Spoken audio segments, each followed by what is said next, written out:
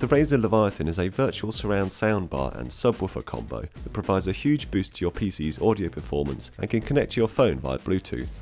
Available for £170, it's relatively expensive for a PC audio solution, which begs the question, does it have the performance to justify the price?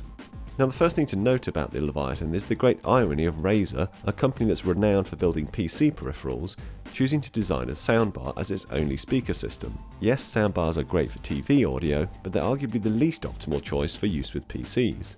For my particular setup, there is simply no room at all for it on my desk, while I'm sure plenty of other buyers will find cables and monitor stands getting in the way, even with there being a small cutout section on the bottom to allow cables to run through. In contrast, systems with two separate speakers allow for a far more versatile placement. You can at least wall mount the Leviathan though. When it comes to styling, Razer seldom gets things wrong, and largely the Leviathan continues that trend. The minimalist black plastic finish, metal front grille and subtle Razer logos all work well, and the machined aluminium feet are a nice finishing touch. However, I would have expected a slightly more premium finish to the outside, maybe a soft touch plastic rather than this generic hard matte plastic. The little glossy plastic section in the middle and the massive buttons behind it also look a little cheaper than I'd hope. What's more, I'd prefer to see something protecting the bass speaker on the underside of the sub. It's unlikely to get damaged in use, but it would be easy to poke a finger through it while picking it up. Setting up the Leviathan is very easy. Just 3 cables are needed, with the mains power coming straight to the soundbar, a cable leading from the soundbar to the sub, and you get a choice of either an analog 3.5mm jack or digital optical audio inputs, cables for both of which are included in the box. Notably though, there isn't a USB input, so this isn't an ideal choice for laptop users, unless you're happy sticking to the analog input. You can also connect to the Leviathan via Bluetooth. It supports the high quality aptX codec, and setup is as easy as you'd expect. Where things get a bit more complicated is the rest of the soundbar's controls. The central power button is clear enough, but the 7 buttons behind are very small, and because of the angle the soundbar sits at, you can't see them when sitting down.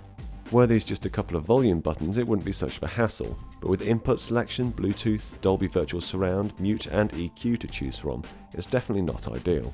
This applies double, as I found the Leviathan works best when switched between its various modes. Surround sound on for games and movies, but off for listening to music. Thankfully, I did find the music EQ was my favourite for most types of listening, so you could get away with leaving it on that selection for most of the time. And how does the Leviathan sound? Pretty good.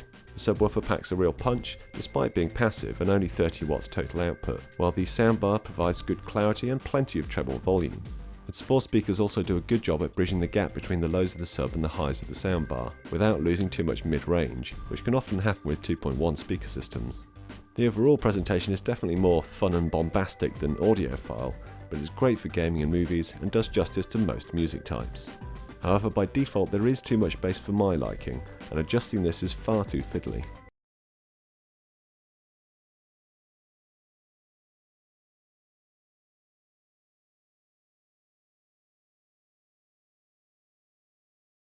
All told then, the Leviathan largely lives up to its price tag. It's stylish, powerful and reasonably versatile, but a few things do let it down.